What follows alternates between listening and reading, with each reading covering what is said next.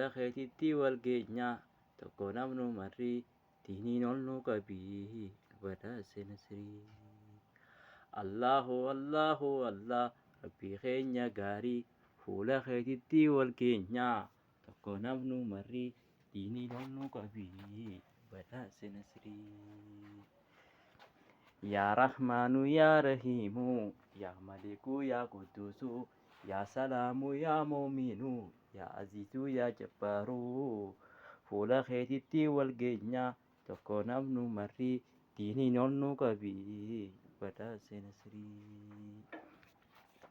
Bismillaahirrahmaanirrahiim jalqabaa dubbiidhaa maqaa kan kee yaa gaarii koo si faarsuun qaqqabaa. Ilaahii si malee eenyutu humna qabaa akka kiyya hin laalinii ol nu darbii yaa Rahmaanii cufattee khayriidhaa diiniin ol nu qabii badhaase Nasrii.